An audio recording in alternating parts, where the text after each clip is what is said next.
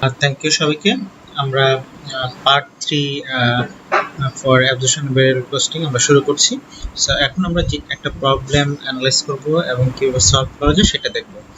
আমরা already part 2 তে কয়েকটা एग्जांपल নিয়ে ডিসকাস করেছি। সো পার্ট 3 টা আপনাদের অনেক হেল্প করবে to understand how to solve the absorption and variable costing if it is more than 1, 2 or 3 years. আমরা যদি एग्जांपलটা একটু দেখি, Bole company, a small company that produces a single product and has the following cost structure. So আমাদের units in beginning stock কোনো ছিল না, মানে beginning inventory নেই। আমাদের units produce 6000, units sold 5000, closing stock আছে 1000, আর selling price per unit 20, selling and administrative expense দেওয়া আছে variable এর ক্ষেত্রে 3 and fixed per year 10000 দেওয়া আছে। অ্যাবজর্পশন কস্টিং এ আমার টোটাল কস্ট কত হবে সেটা দেওয়া আছে এবং ভেরিয়েবল কস্টিং এ পার ইউনিট কস্ট কত হবে সেটা দেওয়া আছে। সো অ্যাবজর্পশন কস্টিং এ পার ইউনিট কস্ট হলো 12 আর ভেরিয়েবল কস্টিং এ পার ইউনিট কস্ট হলো 7। সো ডিফারেন্সটা কেন? Fixed manufacturing unit cost per ইউনিটের জন্য আমাদের ডিফারেন্সটা হয়েছে। সো আমরা এখন থেকে আমরা কি করতে পারি, অ্যাবজর্পশন কস্টিং এবং ভেরিয়েবল কস্টিং এ আমরা প্রফিট এন্ড লস অ্যাকাউন্ট অথবা ইনকাম স্টেটমেন্টটা তৈরি করতে পারি। অ্যাবজর্পশন কস্টিং এ যদি আমরা যাই, আমরা দেখেন আমরা ইউনিট সোল্ড করেছি 5000 এবং প্রডিউস করেছি 6000। সো 5000 ইউনিট আমরা সোল্ড করেছি 20 টাকা করে, আমরা 1 লাখ টাকা পেয়েছি। এটা থেকে আমরা কস্ট অফ গুডস সোল্ডটা বাদ দিব।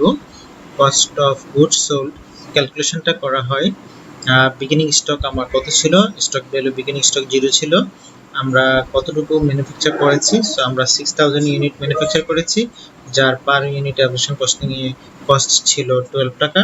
So 6000 * 12 72000। So goods available for sale হলো 72000 টাকা। আমাদের ক্লোজিং স্টক, আমরা যেহেতু 6000 প্রোডাকশন করেছি 5000 সেল করেছি, সো 1000 ইউনিট আমাদের ক্লোজিং স্টকে রয়ে গেছে, যার প্রতি ইউনিটের প্রাইস অ্যাবজর্পশন কস্টিং এ 12 টাকা। সো 1000 * 12 হলো 12000 টাকা।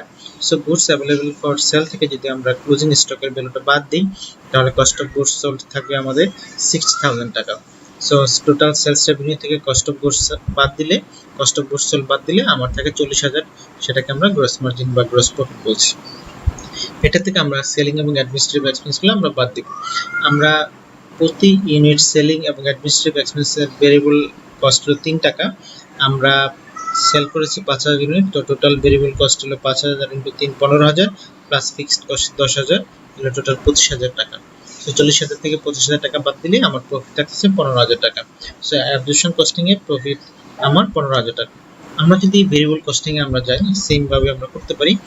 আমার টোটাল সেলস 1 লাখ টাকা, আগে যেটা ছিল এটা আমরা লেস করব ভেরিয়েবল এক্সপেন্স। ভেরিয়েবল এক্সপেন্সের দুইটা পার্ট, একটা হলো variable cost of goods sold আর হলো variable selling and administrative expense.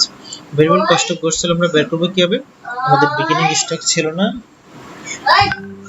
আমাদের ভেরিয়েবল ম্যানুফ্যাকচারিং কস্ট আমাদের কত হবে? আমরা 6000 ইউনিট প্রোডাকশন করেছি, পার ইউনিট কস্ট হলো 60 টাকা, টোটাল কস্ট হলো 42000। সো 0 + 42000 যদি যোগ করি তাহলে আমার টোটাল গুডস अवेलेबल সেল হবে 42000 টাকা। আমরা যদি ক্লোজিং স্টক আমার আছে 1000, 60 টাকা করে বাদ দিই 7000, তাহলে 42000 থেকে 7000 যদি বাদ দিই তাহলে আমার variable cost of goods sold হবে 35000। ভেরিয়েবল সেলিং এবং অ্যাডমিনিস্ট্রেটিভ এক্সপেন্স হবে আমার কত? 3 * 5 সমান হলো 15000। So total variable cost 35000 plus 15000 হলো 50000 টাকা। সো সেলস থেকে ভেরিয়েবল কস্ট যদি আমরা বাদ দিই তাহলে থাকে আমাদের কন্ট্রিবিউশন মার্জিন থাকছে আমার 50000 টাকা। এই কন্ট্রিবিউশন মার্জিন থেকে আমি আমার ফিক্সড কস্টগুলো বাদ দিব। ফিক্সড কস্টের ভিতরে দুইটা কস্ট আছে, একটা হলো ফিক্সড ম্যানুফ্যাকচারিং কস্ট আমার 30000 টাকা, ফিক্সড সেলিং এবং অ্যাডমিনিস্ট্রেটিভ এক্সপেন্স 10000। তো টোটাল ফিক্সড এক্সপেন্স হলো আমার 40000। তাহলে কন্ট্রিবিউশন মার্জিন থেকে ফিক্সড কস্ট বাদ দিলে যেটা থেকে সেটা হলো আমার profit under variable costing. So profit under variable costing আমার এখানে আছে 10000 আর প্রফিট আন্ডার অ্যাবজর্পশন কস্টিং ছিল 15000। ডিফারেন্স কত? 5000। 5000 ডিফারেন্সটা কেন হয় আমার? কারণ আমার 1000 ইনভেন্টরি ছিল আর প্রতিটা ফিক্সড ম্যানুফ্যাকচারিং কস্ট ছিল 5 টাকা করে, তাহলে 1000 * 5 হলো 5000 টাকা, যেটা আমার ক্লোজিং স্টকে ইনভেন্টরি ভ্যালু হিসেবে ব্যালেন্স শিটে থেকে গেছে। এর জন্য আমাদের ডিফারেন্সটা হয়েছে। সো আমরা যদি বের করি তাহলে আমাদের প্রফিট অবজেকশন কস্টিং এ দেখাচ্ছে 15,000 টাকা, ভেরিয়েবল কস্টিং এ 10,000 টাকা। সো ক্লিয়ারলি আমরা দেখতে পারি এই ডিফারেন্সটা 5,000 টাকা। 5,000 টাকার ডিফারেন্সটা কেন হচ্ছে সেটা আমরা বের করতে পেরেছি।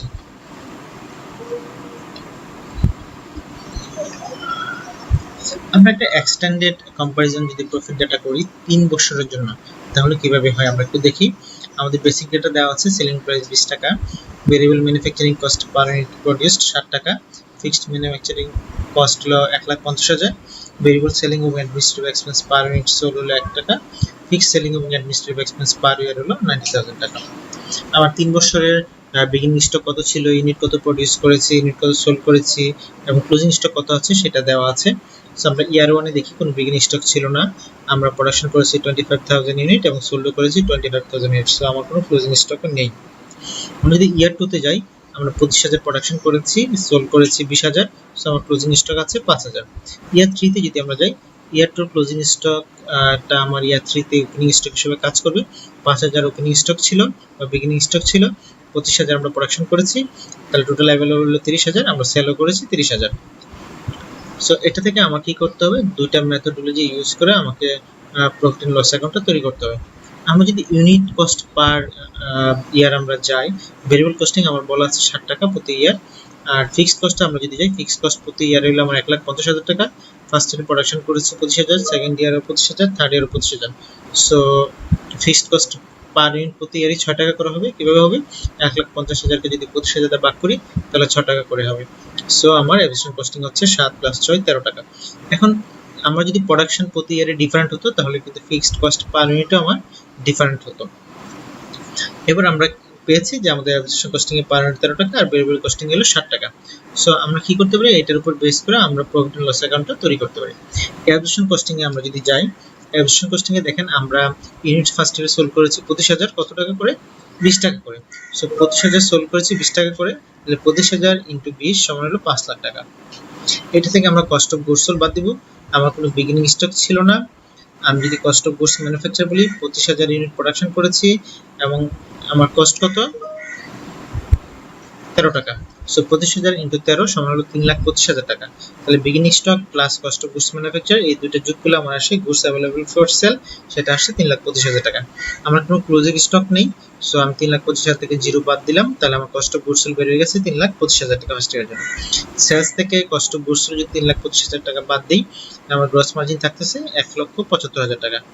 লেস সেলিং এবং অ্যাডমিনিস্ট্রেটিভ এক্সপেন্স যদি আমরা বাদ দিই তাহলে আমার কি হবে, আমরা এই পিরিয়ডে কত সেল করেছি একটু যদি দেখি, 25,000 ইউনিট সেল করেছি আর ভেরিয়েবল সেলিং এবং অ্যাডমিনিস্ট্রেটিভ এক্সপেন্স ছিল 1 টাকা করে। 25,000 এর জন্য 25,000 প্লাস ফিক্সড সেলিং হলো 90,000, তাহলে 25,000 প্লাস 90,000 সমান কত হবে, 1,15,000 টাকা। তাহলে গ্রস মার্জিন থেকে যদি 1,15,000 টাকা বাদ দিই তাহলে আমার প্রফিট আসছে 60,000 টাকা। তাহলে ফার্স্ট ইয়ারে আমার অ্যাভারেজ কস্টিং এর প্রফিট কত, 60,000 টাকা। এবার আমরা সেকেন্ড ইয়ারে শুরু করি। সেকেন্ড ইয়ারে যদি যাই, আমি 20,000 ইউনিট সেল করেছি 20 টাকা করে, তাহলে আমার আসছে 4 লাখ টাকা। আমার কোনো বিগিনিং স্টক ছিল না কারণ ফার্স্ট ইয়ারে আমার ক্লোজিং স্টক 0। সো আমরা যদি সেকেন্ড ইয়ারে প্রোডাকশন করি, সেকেন্ড ইয়ারে আমরা প্রোডাকশন করেছি 25,000 13 টাকা করে, তাহলে 3,25,000 টাকা। তাহলে total goods available for sale হবে 3,25,000 টাকা। দেখেন সেকেন্ড ইয়ারে আমার ক্লোজিং স্টক আছে 5,000, তাহলে আমার লেস করতে হবে 5,000 ইনটু পার ইউনিট কস্ট 13 টাকা করে 65,000 টাকা। তাহলে 3,25,000 থেকে যদি আমি 65,000 টাকা বাদ দিই, যেটা থেকে 2,60,000 টাকা, সেটা হলো আমার কস্ট অফ গুডস সোল্ড। এখন টোটাল সেলস 4 লাখ থেকে 2,60,000 টাকা যদি আমি বাদ দেই তাহলে আমার গ্রস মার্জিন থাকতেছে 1,40,000 টাকা। এটা থেকে আমার ফিক্সড কস্টগুলো বাদ দিতে হবে। এই পিরিয়ড আমি সেল করেছি কত ইউনিট, 20,000 ইউনিট। আমি কত করে 1 টাকা করে ভেরিয়েবল কস্ট, তাহলে 20,000 টাকা প্লাস ফিক্সড কস্ট 90,000, টোটাল হলো 1,10,000 টাকা। তাহলে 1,40,000 থেকে 1,10,000 যদি বাদ দিই তাহলে আমার সেকেন্ড পিরিয়ডে আমার প্রফিট থাকতেছে 30,000 টাকা। এবার আমরা থার্ড ইয়ারে যাই। থার্ড ইয়ারে আমরা সেল করেছি কত, 30,000 ইউনিট 20 টাকা করে, তাহলে আমার সেলস রেভিনিউ আসবে 6 লাখ টাকা। এবার আমরা less cost of goods sold করব। কস্ট অফ গুডস যদি আমরা বিগিনিং ইউনিটে যাই, দেখেন সেকেন্ড ইয়ারে আমার ক্লোজিং স্টক ছিল 65,000, সো থার্ড ইয়ারে it will be beginning stock. So third ইয়ারে আমার বিগিনিং স্টক 65,000 টাকা। থার্ড ইয়ারে আমি প্রোডাকশন করেছি কত, 25,000, সেম 25,000 ইনটু 13 সমান 3,25,000 টাকা। তাহলে গুড অ্যাভেলেবল সেল কত হবে, 3,90,000 টাকা। আমার কোনো ক্লোজিং স্টক ছিল না, সো আমার কস্ট অফ গুডস 3,90,000 টাকাই হবে। 6 লাখ থেকে 3,90,000 টাকা যদি আমরা বাদ দিই তাহলে আমার গ্রস মার্জিন থাকতেছে 2,10,000 টাকা। আর আমার সেলিং এবং অ্যাডমিনিস্ট্রেটিভ এক্সপেন্স কত হবে, আমি 30,000 সেল করেছিলাম, তো 1 টাকা করে ভেরিয়েবল কস্ট, তো 30,000 variable cost plus fixed cost 90,000 সমান 30,000 প্লাস 90,000 সমান হলো 1,20,000 টাকা। তাহলে 2,10,000 থেকে 1,20,000 যদি বাদ দিই তাহলে আমার প্রফিট বেরোবে 90,000 টাকা। এটা হলো ইন্ডিভিজুয়াল ইয়ার। এবার 3 ইয়ার টুগেদার আমরা যদি বলি তাহলে আমাদের সেলস আমরা 5 লাখ 4 লাখ প্লাস 6 টোটাল 15 লাখ টাকা আমরা সেল করেছি। এবার থার্ড ইয়ারে যদি আমরা বিগিনিং স্টক যদি যাই, থার্ড ইয়ারে বিগিনিং স্টকটা হবে ইয়ার 1 এর বিগিনিং স্টক আমার কত 0। এই বছর আমি যা প্রোডাকশন করেছি এটা হলো টোটাল ফার্স্ট ইয়ারে 3,25,000 টাকা, সেকেন্ড ইয়ারে 3,25,000 টাকা, থার্ড ইয়ারে 3,25,000 টাকা, টোটাল 9,75,000 টাকার প্রোডাকশন করেছি। তাহলে beginning stock plus total third ইয়ারের প্রোডাকশন যোগ করলে হবে গুডস অ্যাভেলেবল ফর সেল করে কত 9,75,000 টাকা। ক্লোজিং স্টক হবে আমার থার্ড ইয়ারে closing stock, so third year শেষে আমার ক্লোজিং স্টক 0, তাহলে আমার ক্লোজিং স্টক 0, তাহলে 9,75,000 মাইনাস 0 সমান হলো 9,75,000 টাকা। তাহলে 3 বছর টুগেদারে আমার কস্ট অফ গুডস চলে আসছে 9,75,000 টাকা। তাহলে 15 লাখ থেকে 9,75,000 টাকা যদি বাদ দিই তাহলে আমার গ্রস থাকতেছে বা গ্রস মার্জিন থাকতেছে 5,25,000 টাকা। এবার আমরা সেলিং ও অ্যাডমিনিস্ট্রেটিভ এক্সপেন্স বাদ দেব। দেখেন আমরা টোটাল 3 বছরে আমি সেল করেছি কত 75,000, 1 টাকা করে আমার তাহলে ভেরিয়েবল কস্ট হবে 75,000 প্লাস আমার দেখেন ফিক্সড কস্ট কত আছে 90,000 করে 2,70,000 3 বছরে 2,70,000 প্লাস কত 75,000, 2,70,000 আর 75,000 কত হবে 3,45,000। সো আমার টোটাল সেলিং ও অ্যাডমিনিস্ট্রেটিভ এক্সপেন্স ছিল 3,45,000 টাকা। 5,25,000 থেকে 3,45,000 বাদ দিলে আমার টোটাল প্রফিট থাকছে 1,80,000 টাকা, যেটাকে আমরা সাপোর্ট করতে পারি 60 প্লাস 30 90 90 90 180, তাহলে 1,80,000 টাকা আমাদের টোটাল 3 বছরের প্রফিট আন্ডার অ্যাবজর্পশন কস্টিং এ। এবার যদি সেম টু আমরা ভেরিয়েবল কস্টিং এ করি তাহলে কি হবে, সেলস আমাদের যা ছিল সেটা হলো প্রথম ইয়ারে 5 লাখ, সেকেন্ড ইয়ারে 4 লাখ, থার্ড ইয়ারে 6 লাখ, টোটাল 15 লাখ। এবার আমরা আসি ভেরিয়েবল এক্সপেন্সটা বাদ দিই। ভেরিয়েবল এক্সপেন্সের দুটো পার্ট, একটা হলো variable cost of goods sold আর হলো variable selling and administrative expense. Variable cost of goods sold যদি আমরা বের করতে যাই, আমার কোনো বিগিনিং স্টক ছিল না, আমরা এই বছরে প্রোডাকশন করেছি 25,000, আমার ভেরিয়েবল কস্ট পার 60 টাকা করে, 25,000 × 60 এলো 1,75,000, সো আমার গুডস অ্যাভেলেবল ফর সেল হবে 1,75,000, আমার কোনো ক্লোজিং স্টক ছিল না, তাহলে variable cost of goods sold 1,75,000। আর ভেরিয়েবল সেলিং এক্সপেন্স হবে আমার 25,000 × 1 এলো 25,000, তাহলে টোটাল ভেরিয়েবল এক্সপেন্স হবে আমার 1,75,000 প্লাস 25,000 সমান হলো 2 লাখ। তাহলে আমি 2 লাখ যদি 5 লাখ টাকা বাদ দেই তাহলে আমার কন্ট্রিবিউশন মার্জিন থাকতেছে 3 লাখ। এই 3 লাখ থেকে আমি ফিক্সড এক্সপেন্সগুলো বাদ দেব। ফিক্সড ম্যানুফ্যাকচারিং ওভারহেড এক্সপেন্স আমার আছে 1,50,000, ফিক্সড সেলিং এক্সপেন্স আছে আমার হলো 90,000, টোটাল 2,40,000। এই কন্ট্রিবিউশন মার্জিন থেকে 2,40,000 যদি বাদ দেই তাহলে আমার প্রফিট থাকতেছে 60,000 টাকা। সেকেন্ড ইয়ারে আমরা যদি যাই, সিমিলারলি সেলস 4 লাখ, আমার যেহেতু ফার্স্ট ইয়ারে কোনো ক্লোজিং স্টক ছিল না, সো সেকেন্ড ইয়ারে গিয়ে আমার কোনো বিগিনিং স্টক থাকবে না। সেকেন্ড ইয়ারে আমরা সিমিলারলি 25,000 ইউনিট প্রোডাকশন করেছি, 60 টাকা করে কস্ট 1,75,000, তাহলে আমার গুডস অ্যাভেলেবল ফর সেল হবে 1,75,000 টাকা। সেকেন্ড ইয়ারে আমরা সেল করেছি 25,000, বাট প্রোডাকশন করেছি সেল করেছি 20,000, প্রোডাকশন করেছি 25,000, তাহলে 5,000 ইউনিট আমার ক্লোজিং স্টক হিসেবে আছে, তাহলে 5,000 × 7 হলো 35,000 টাকা ক্লোজিং স্টক পেলো। তাহলে আমার variable cost of goods sold আমার কাছে 1,40,000 টাকা। ভেরিয়েবল সেলিং কত হবে, 20,000 ইউনিট সেল করছে 1 টাকা করে 20,000 টাকা, তাহলে টোটাল ভেরিয়েবল কস্ট হবে 1,40,000 প্লাস 20 1,60,000 টাকা। এই 1,60,000 যদি আমরা 4 লাখ থেকে বাদ দিই তাহলে আমার কন্ট্রিবিউশন মার্জিন থাকবে 2,40,000 টাকা। সিমিলারলি আমার ফিক্সড কস্ট আগে যা ছিল সেটাই 2,40,000, সো আমার কোনো প্রফিট হবে না, কারণ contribution margin 2,40,000, fixed cost 2,40,000, so আমার প্রফিট হয়েছে 0। এবার যদি থার্ড ইয়ারে যাই, থার্ড ইয়ারে আমরা 30,000 সোল্ড করেছি, সো আমার সেলস রেভিনিউ 6 লাখ। থার্ড ইয়ারে আমার বিগিনিং স্টক হলো 35,000, সেকেন্ড ইয়ারে ক্লোজিং স্টক 35,000, যেটা থার্ড ইয়ারে আমার বিগিনিং স্টক হিসেবে কাজ করবে। থার্ড ইয়ারে আমরা প্রোডাকশন করেছি 25,000 ইউনিট, 60 টাকা করে cost, so 1,75,000, so total goods available for sale হবে 2,10,000, আমার কোনো ক্লোজিং স্টক ছিল না, সো সেটাই আমার ভেরিয়েবল কস্ট অফ গুডস হিসেবে কাজ করবে। থার্ড ইয়ারে গিয়ে আমার ভেরিয়েবল সেলিং এক্সপেন্ডিচার হবে 30,000, কারণ 30,000 ইউনিট সেল করেছি 1 টাকা করে, so 30,000, so total variable cost হবে 2,10,000 প্লাস 30 সমান হলো 2,40,000। সেলস রেভিনিউ থেকে যদি টোটাল ভেরিয়েবল এক্সপেন্স বাদ দেই তাহলে আমার থাকতেছে কন্ট্রিবিউশন মার্জিন 3,60,000 টাকা।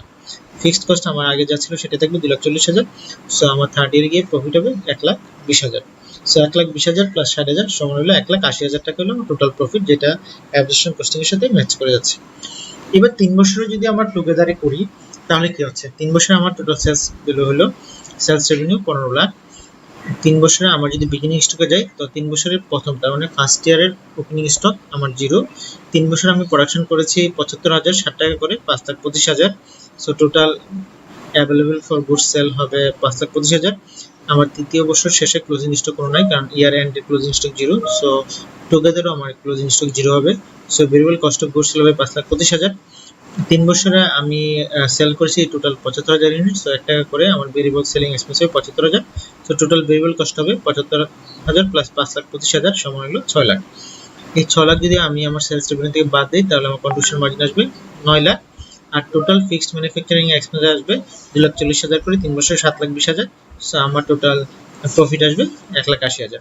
So total profit, variable costing এবং অ্যাডমিনিস্ট্রেশন কস্টিং 3 বছরে আমার কিন্তু সেম, বাট প্রতি বছর আমার কি হচ্ছে ডিফারেন্স হচ্ছে। কারণ কি, আমার অ্যাডমিনিস্ট্রেশন কস্টিং এ আমরা ফিক্সড ম্যানুফ্যাকচারিং ওভারহেড কস্টটাকে প্রোডাক্ট কস্ট হিসেবে ট্রিট করি, এবং কিছু ইউনিট যদি আনসোল্ড অবস্থায় থাকে সেটা ইনভেন্টরি কস্ট হিসেবে ব্যালেন্স শিটে শো করে, যার কারণে আমার কি হয়, কস্টটা ডিফার্ড ইনভেন্টরিতে হয়।